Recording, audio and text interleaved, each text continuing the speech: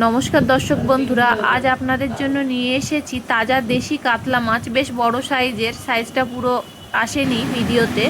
তো আজ আমি বানাচ্ছি পুরানো দিনের দিদিমা ঠাকুমাদের কাতলা মাছের পদ্ম কষা। আমার এই ভিডিওটি ভালো লাগলে আমার চ্যানেলটিকে সাবস্ক্রাইব করে লাইক শেয়ার করে পাশে থাকবেন অবশ্যই। তো মাছটিকে আঁশ ছাড়িয়ে ভালোভাবে কুটে আমি ধুয়ে নেব। মাছটা কাটতে আমাদের বেশ কষ্টই হয়েছে, কারণ বেশ বড় সাইজের, আপনারা দেখতেই পাচ্ছেন, আর কতটা রক্ত বেরিয়েছে তাজা মাছ বলে।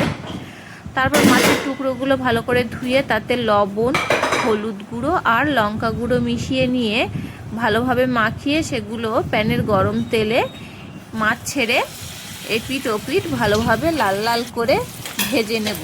এই মাছ ভাজার সময় যদি ঢাকনা দিয়ে ভাজেন তাহলে খুব ভালো হয়, ভাজাটা খুব ভালো হবে।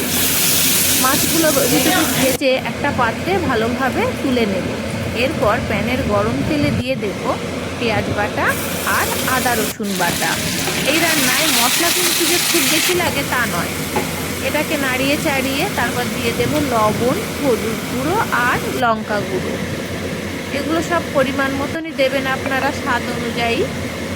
এগুলো দিয়ে মশলা ভালো করে নাড়াচাড়া করে কষতে হবে। যখন আস্তে আস্তে মশলা থেকে তেল ছাড়তে শুরু করবে তখন এতে জল যোগ করে দেবো, দিয়ে ঢাকনা চাপা দিয়ে গ্যাসের আঁচটা জোরে দিয়ে মিনিট 3 ফুটিয়ে নেব।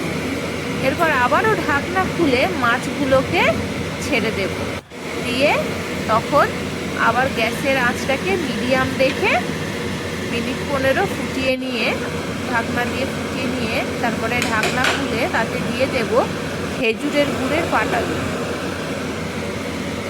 এই খেজুরের গুড়ের পাটালি যোগ করার এটাই হচ্ছে এই রান্নার বিশেষত্ব। এতে তার স্বাদ আর গন্ধ দুটোই আলাদা হয়ে যাবে।